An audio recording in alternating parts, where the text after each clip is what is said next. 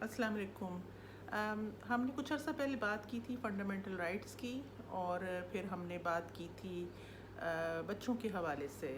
بچوں کے حوالے سے بھی ہم بات کر چکے ہیں، اور ہم خواتین کے حوالے سے بھی تھوڑا سا باتوں کو ٹچ کر چکے ہیں۔ فنڈامنٹل رائٹس کے ایشو میں ہم نے باتیں کی تھی کہ ہم نے ایک ایک کر کے اس کو ایکسپلور کریں گے انشاءاللہ، اور آپ لوگوں کو پتہ ہونا چاہیے کہ آپ کے رائٹس کیا ہیں۔ اور جہاں تک خواتین کا تعلق ہے، ان کے ساتھ جو ڈسکریمنیشن ہوتی ہے اور جو بچوں کے ساتھ زیادتیاں ہوتی ہیں۔ 6 محرم کا دن تھا، جناب علی اصغر 6 ماہ کے بیٹے جو شہید ہوئے تھے امام حسین علیہ السلام کے واقعہ کربلا میں، ان کا بھی ہم نے تذکرہ کیا تھا کہ کیسے یزیدیت جو ہے وہ 6 ماہ کے بچے کو بھی لے گئی، اور وہ یزیدیت جو ہے وہ ہمارے رویوں میں اب بھی پائی جاتی ہے۔ اور یہ میرے خیال میں کنورسیشن شروع ہوئی تھی اس بچی کے حوالے سے جو کہ ملازمت تھی کسی جج صاحب کے گھر پہ، اور ان کی بیگم جو کہ میرے خیال میں کہ کوئی سائیکولوجیکل ایشو ضرور ہوگا۔ ویسے یہ اس عورت کا ڈیفنس نہیں بننے دینا چاہیے کہ انسینٹی یا کوئی ایسی چیز کر کے تو وہ اس کو ڈیفنس بنا لے۔ یہ ایک جو بھی اس کا ڈیپ سائیکولوجیکل ایشو ہے اس کو سارٹ آؤٹ ہونا چاہیے تھا بہت پہلے۔ اور اگر جج صاحب خود انوالو نہیں تھے تو دا فیکٹ کہ وہ اس کو الاؤ کرتے رہے گھر میں، اور ان کا اپیرنٹلی سسر بھی گھر میں موجود تھا، اور وہ اس کو الاؤ کرتے رہے اس عورت کو کہ وہ جو کچھ کر رہی تھی، ظاہر ہے کہ وہ کسی ایک خاموشی سے اور بند کمرے میں تو نہیں کر رہی ہوگی نا اتنا، تو یا تو ان کا کنالوں کا گھر تھا یا میلوں دور تک وہ ایک دوسرے سے بات بھی صرف فون پہ ہی کرتے تھے، تو ان کو پتہ تھا کہ کیا ہو رہا ہے۔ اور اگر آپ کو پتہ تھا اور آپ خاموش رہے تو ظلم کا آپ اکمپلس ہو سکتے ہیں قانونی طور پہ، لیکن مورلی طور پہ تو آپ بیچ میں شامل ہیں۔ ظلم کے خلاف خاموش رہنا بھی ظلم کا ساتھ دینا ہے، مولا علی کا قول ہے۔ آج بچوں کے حوالے سے میں ایک بات اور کرنا چاہتی ہوں آپ کو کہ آرٹیکل 25A ہے، اور آرٹیکل 25A میں بچوں کا حق ہے، فنڈامنٹل رائٹ ہے کہ ان کو بیسک ایجوکیشن جو ہے وہ پرووائڈ کی جائے۔ ان کو کم سے کم سکول کی تعلیم جو ہے، ہمارے ہاں گورنمنٹ سکول جو ہیں وہ بڑھنے کے بجائے کم سے کم ہوتے جا رہے ہیں۔ ہمارے ہاں 2 کلچرز چلتے ہیں، ایک انگلش میڈیم کا ہوتا ہے اور ایک اردو میڈیم کا ہوتا ہے۔ اللہ تعالیٰ نے میری والدہ کے ذریعے، کسی کا احسان نہیں تھا ہم پہ، میری والدہ فرخندہ بخاری جو کہ بہت لوگ جانتے ہوں گے ان کو پیپلز پارٹی کے حوالے سے، ان کو ایگزائل میں بھیجا گیا تھا 1981 میں، ہاتھ باندھ کے ضیاء الحق کی ٹارچر سیل سے لاہور قلعے میں 3 مہینے رہنے کے بعد، ان کے ہاتھ جلانے کے بعد، اور وہ ہاتھوں کے نشان جو تھے وہ جب میں نے ان کو آخری غسل دیا ہے تو وہ جب بھی موجود تھے۔ 3 مہینے کے بعد نہ ہمیں معلوم تھا کہ وہ کہاں ہیں کہاں نہیں ہیں، نہ ان کو پتہ تھا کہ باہر کیا ہو رہا ہے۔ ایک جہاز جب اغوا ہوتا ہے PIA کا تو اس میں لسٹ دی جاتی ہے کچھ کارکنوں کی پیپلز پارٹی کے جو کہ گرفتار ہیں اور ضیاء الحق کی قید میں ہے، اور ان قیدیوں کو جو ہے وہ ہاتھ باندھ کے بغیر کسی ٹریول ڈاکومنٹس کے دمشق بھیجا جاتا ہے۔ اب میری والدہ کو تو یہ بھی نہیں پتہ تھا کہ دمشق کہاں ہے، کیا ہو رہا ہے کیا نہیں ہو رہا، وہاں پہ کون سا جہاز جو ہے وہ اغوا ہوا ہے، کیونکہ وہ تو 3 مہینے میں سولیٹری کنفائنمنٹ میں تھیں، اغوا کر کے لے کے گئے تھے نا ایک طرح کا، نہ کوئی وارنٹ تھا نہ کچھ تھا۔ آج کل کے کارکن جو ہیں وہ روتے ہیں کہ ہمیں گرمی بہت ہے، ہمیں سی کلاس میں رکھا گیا ہوا ہے، لیکن 3 مہینے ٹارچر سیل میں سولیٹری کنفائنمنٹ میں وہ ایک عورت کو جب لے کے گئے تھے تو جن کپڑوں میں وہ تھی انہی کپڑوں میں اس کو ڈپورٹ کیا گیا تھا۔ اور آپ خود سوچیں کہ ایک ان کی عمر اس وقت 40 سال تھی، 3 چھوٹے بچوں کی ماں تھی وہ، اور نہ انہوں نے کسی نے اجازت لی تھی کہ خاوند سے کہ کیا ہم بھیج دیں یا نہیں۔ یہ وہی معاشرہ ہے جو کہ لوگوں کو کہتا ہے، بتاتا ہے کہ ہم اس خواتین جو ہیں وہ محرم کے بغیر حج نہیں کر سکتی، لیکن ان کو ڈپورٹ کیا جا سکتا ہے۔ یہ تھی چادر اور چار دیواری اس زمانے کی۔ لیکن میری والدہ کی ایک سوچ یہ بھی تھی کہ ہمیں خود نہیں پتہ تھا، ہم نے تو پی ٹی وی پہ سنا تھا کہ ضیاء الحق لعین جو تھا وہ آیا تھا پی ٹی وی پہ، اور اس نے آ کے کہا کہ 54 گندے انڈے تھے جو میں نے ملک سے باہر نکال کے پھینک دیے۔ جب وہ کہتی ہیں کہ انہوں نے اپنی کتاب یہ بازی عشق کی بازی ہے میں نوٹ کیا ہوا ہے کہ جب وہ جہاز پہ بیٹھیں تو انہوں نے ہاتھ بندھے ہوئے تھے، 3 مہینے سے نہ منہ دھویا تھا، نہ دانت صاف کیے تھے، نہ کپڑے بدلے تھے، نہ بالوں میں کبھی کسی نے کنگھی کی تھی۔ جب وہ وہاں جہاز میں دوسرے لوگوں کے ساتھ، جن کو وہ جانتی بھی نہیں تھی، جو مرد تھے، ان سے پوچھا کہ کہاں جا رہے ہیں ہم، تو کسی نے کہا کہ ہم شام جا رہے ہیں۔ تو ان کے ذہن میں کیونکہ شام تھا بھی نہیں، تو ان کو خیال آیا کہ شاید یہ شام ہو گئی ہے۔ ان کو بعد میں سمجھ آئی کہ یہ وہ شام ہے، یہ وہ شام ہے جہاں پہ بی بی زینب کو آل رسول کو ہاتھ باندھ کے تماشا بنا کے دمشق میں یزید کے دربار میں بھیجا گیا تھا۔ تو اسی لیے کہتے ہیں نا کہ اسلام زندہ ہوتا ہے ہر کربلا کے بعد۔ یزید مرتا نہیں ہے، یزید کئی ہے، اگر حسین بھی ہیں تو یزید بھی ہیں اور کربلا بھی ہے۔ بہرحال یہ میں بات کر رہی ہوں، یہ بات کنیکٹ ہو گئی۔ بات تو یہ تھی کہ یہ ہمارے ملک میں تعلیم نہیں دی جاتی، جو دی بھی جاتی ہے آرٹیکل 25A میں وہ کوئی اویلیبل ہی نہیں ہے، اور جو اویلیبل ہے وہ بیچاری ایسی ہے، اور بیچاری کیا، جو بورڈ نے ہمارے جو کتابیں بنائی ہوتی ہیں اس میں ہم اپنے بچوں کو بہت کچھ دنیا کا تو سکھاتے ہیں، لیکن ہم ان کو یہ نہیں بتاتے کہ ہماری اپنی تاریخ کیا تھی۔ جو اسلامیات کی چیزیں بھی جو ہم بچوں کو پڑھاتے ہیں وہ ہوتی ہیں فتوحات کی، کہ ہم نے مسلمانوں نے کیسے فتح کی۔ کاش اگر ہم ان کو تھوڑی سی اپنی وہ بھی بتا دیں فتوحات، جو کہ محبت کی فتوحات ہیں ہماری، جو عشق کی فتوحات ہیں۔ اے دل تمام نفع ہے سودائے عشق میں۔ یہ میری والدہ کا بڑا پسندیدہ شعر تھا، اس لیے میں پڑھ رہی ہوں۔ اے دل تمام نفع ہے سودائے عشق میں، ایک جان کا ضیاء ہے سو ایسا ضیاء نہیں۔ یہ بازی عشق کی بازی ہے، اس میں جان کا ضیاء ہو جائے تو کوئی بڑی بات نہیں ہے۔ ہم یہ بچوں کو یہ باتیں نہیں پڑھاتے، اسی لیے بہت سے لوگ جو ہیں وہ یہ کہتے ہیں کہ ہم یہ کام محرموں کے بعد کریں گے، اور اس سے ان کی مراد 10 محرم ہوتی ہے۔ ان کا کہنا یا سوچ یہی ہوتی ہے، اور ان کی کوئی بدنیتی نہیں ہوتی اس میں شامل، ان کو پتہ ہی نہیں ہے بیچاروں کو، کیونکہ اس نے کسی نے ان کو بتایا ہی نہیں ہے، نہ ان کے والدین کو پتہ ہے، نہ اسکولوں کے نصاب کے اندر یہ بات ہے، لیکن اور خود سے بھی کیوروسٹی نہیں ہے۔ لیکن کیونکہ یہ چینل لاؤڈ تھنکنگ ہے تو ذرا لاؤڈ تھنکنگ کر کے دیکھنی چاہیے کیا ہوا 10 محرم کے بعد۔ 10 محرم کو امام حسین کو عصر کے وقت شہید کر دیا گیا۔ چلیں ٹھیک ہے، وہ آخری تھے، اپنے 72 جو صحابہ تھے ان کے ساتھ، اور جو ان کی اولاد تھی ان کا خاندان کے تھے، جناب علی اکبر کے سینے میں برچھی لگ چکی ہے۔ امام ان کے شہادت کے بعد کہا جاتا ہے کہ ان کے بال سفید ہو گئے، وہ بوڑھے ہو گئے تھے۔ 71 لاشیں امام حسین اٹھا چکے ہیں۔ مولا غازی عباس کی شہادت ہو چکی ہے، ان کے دونوں بازو کٹ چکے ہیں۔ 6 ماہ کا علی اصغر شہید ہو چکا ہے۔ حر اور حر کا بیٹا بھی شہید ہو چکا ہے۔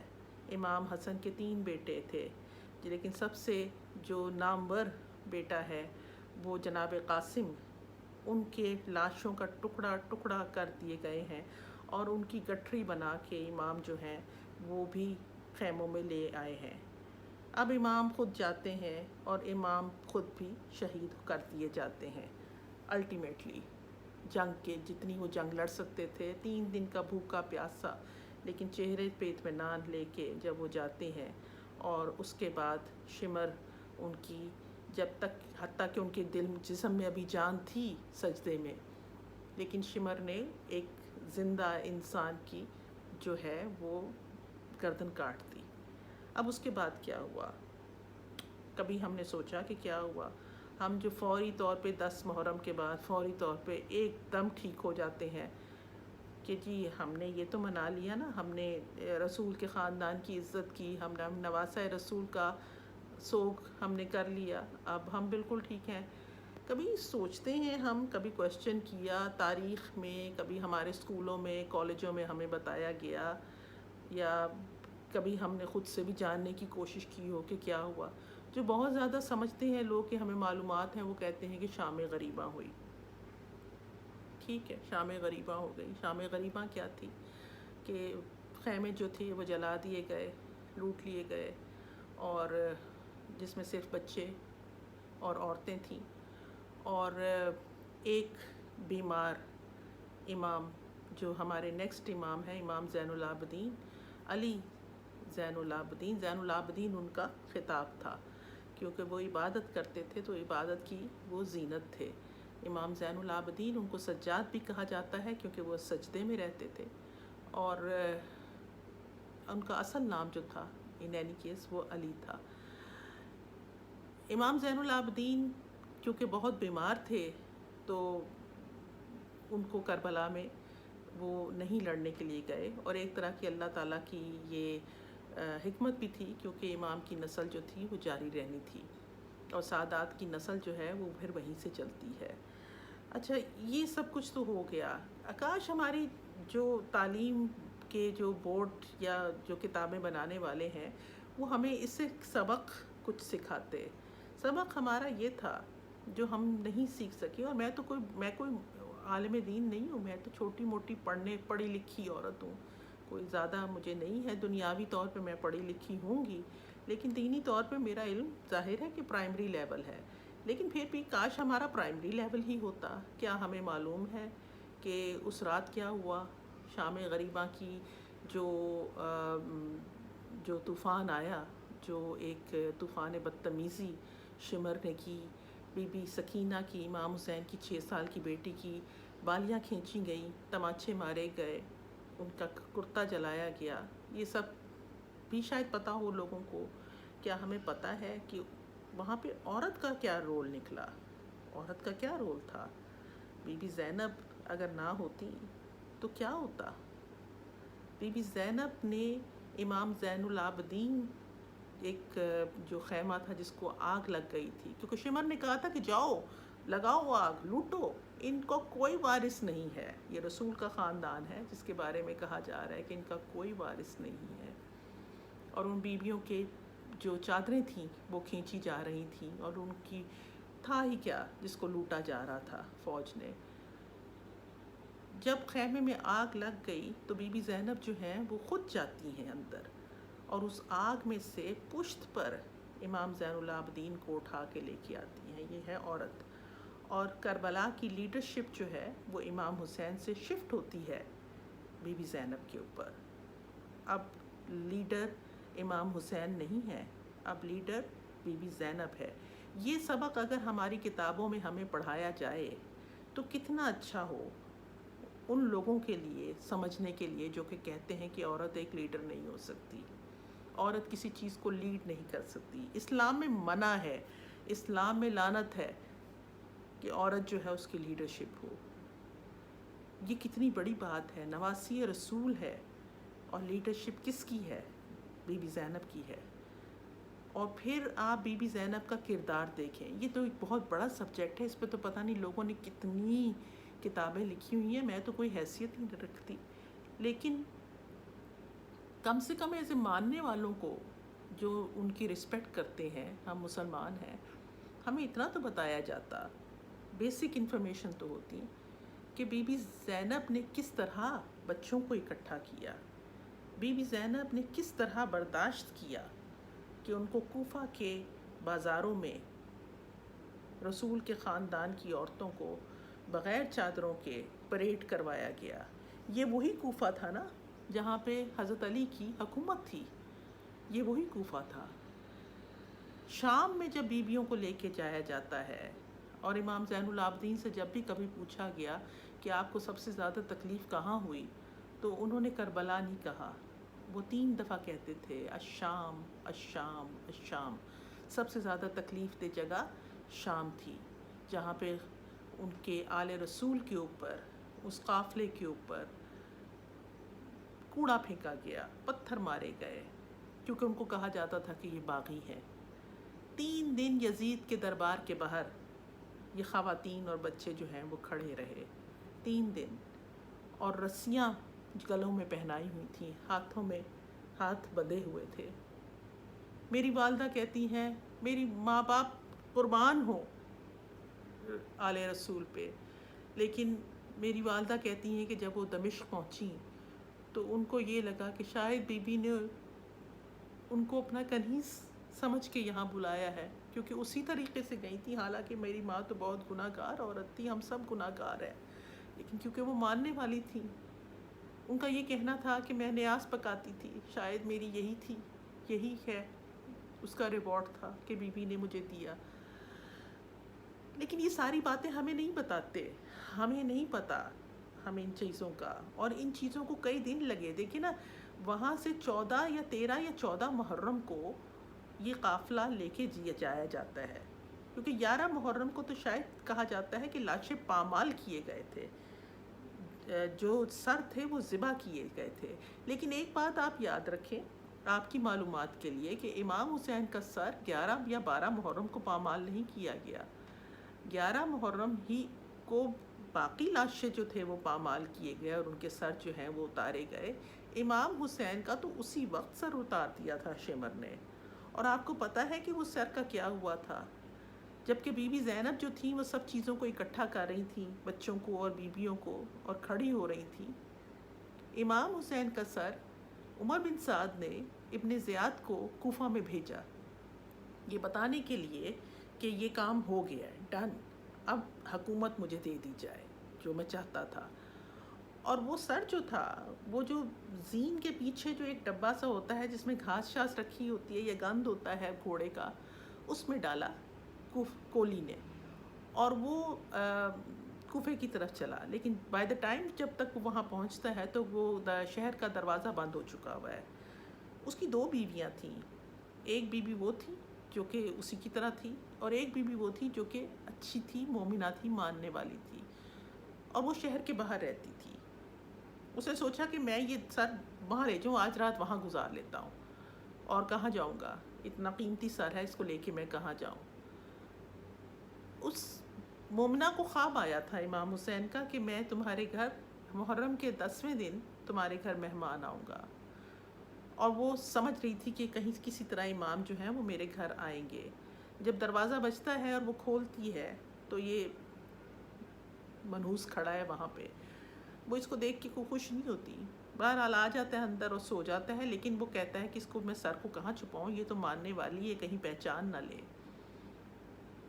تو وہ دیکھتا ہے کہ گھر میں کہاں چھپاؤں، گھر میں ایک تندور ہے۔ آپ میں سے کوئی شخص جو تندور کو تھوڑا بہت سمجھتا ہو وہ یہ جانتا ہوگا کہ تندور اگر سارا دن استعمال کیا گیا ہو تو وہ جب اس کو ختم بھی بند بھی کر دیا جاتا ہے تو وہ بہت عرصہ، بہت دیر تک گرم رہتا ہے۔ بہت سے لوگ تو جو پرانے زمانے میں تھے، بیک پوٹیٹوز وغیرہ جو اب ہم کھاتے ہیں، وہ اس کے اندر راکھ میں کر دیتے تھے، دبا دیتے تھے، تاکہ صبح تک شکر قندی وغیرہ کہ وہ صبح تک ہو جاتے تھے۔ اس لائن نے امام کا سر جو تھا وہ تندور کھولا اور راکھوں میں وہ سر جو تھا وہ دبا دیا۔ جب رات کو وہ مومنہ اٹھتی ہے تو وہ دیکھتی ہے کہ تہجد پڑھنے کے لیے اٹھتی ہے تو وہ دیکھتی ہے کہ اس تندور سے روشنی آ رہی ہے۔ یہ تاریخی واقعہ ہے جو میں آپ کو بتا رہی ہوں، کاش ہمارے اسکولوں اور کالجوں میں یہ واقعہ پڑھایا گیا ہوتا۔ وہ دیکھتی ہے کہ وہ آ رہی ہے، اور پھر اس کو 2 بیویاں نظر آتی ہیں، ایک جناب خدیجہ ہیں اور ایک بی بی فاطمہ، اور وہ اس کو کہتی ہیں کہ کھولو یہ تندور کھولو۔ جب وہ تندور کھولتی ہے تو امام کا سر پاتی ہے، اور پھر اس کو سمجھ آتی ہے کہ انہوں نے وعدہ کیا تھا کہ میں محرم کی 10 تاریخ کو تمہارا مہمان بنوں گا۔ یہ سارے واقعات جو ہیں یہ بتانے اس لیے ضروری ہیں بچوں کو، کیونکہ یہ بہت سی چیزیں جو ہیں، کانسیپٹ جو ہمارے اندر پھنسے ہوئے ہیں عورتوں کے بارے میں، کہ عورتیں کچھ نہیں کر سکتی اسلام میں، عورتیں یہ نہیں ہو سکتا، وہ نہیں ہو سکتا۔ تو آپ دیکھیں عورتیں کتنی ایکٹیو ہیں، لیڈرشپ جو ہے وہ چلی جاتی ہے بی بی زینب کے پاس، اور بی بی زینب کی تو میں بات کر ہی نہیں سکتی، کیونکہ بی بی زینب کا کردار تو اتنا بڑا ہے. شریکۃ الحسین، شریکۃ الکربلا ان کو کہا جاتا ہے، کہ اگر بی بی نہ ہوتی تو کربلا نہ ہوتی. کس کو پتہ چلتا اس زمانے میں کہ صحرا میں کیا ہوا. یہ بی بی زینب کا وہ خطبہ ہے جو انہوں نے یزید کے دربار میں دیا، جس میں انہوں نے کہا، جب وہ چھڑی مار رہا تھا امام کے کٹے ہوئے سر کے منہ کے اوپر، تو انہوں نے کہا کہ یہ وہی سر ہے، یہ وہی ہونٹ ہیں جن کو رسول جو تھے وہ چوما کرتے تھے. بی بی زینب کا کردار اور پھر بی بی زینب کا جو خطبہ تھا وہاں پہ، وہ خطبہ تھا جس کے بعد یزید کی حکومت ٹک نہیں سکی. وہ ان کو گرفتار کر لیا گیا، قید خانوں میں رہیں. بی بی سکینہ کی قید خانے ہی میں انتقال ہوتا ہے، شہادت ہوتی ہے. یہ جو ان کا مزار ہے بی بی سکینہ کا، امام حسین کی بیٹی کا، جس پہ لوگ جاتے ہیں اور منتیں مانتے ہیں، یہ وہی جگہ ہے جہاں قید خانہ تھا. اور قید خانہ بھی ایسا تھا کہ جس کی چھت نہیں تھی. کڑیل دھوپ میں وہ خواتین اور امام زین العابدین کونوں سے لگ جاتے تھے دھوپ سے بچنے کے لیے. یہ وہ جگہ تھی جہاں پہ آل رسول کو رکھا گیا. لیکن ہماری اکثریت کے لیے یہ کہانی چھپا دی گئی ہے، اور وہ یہی سمجھتے ہیں بیچارے، اور ان کو کوئی کیوروسٹی بھی نہیں ہے.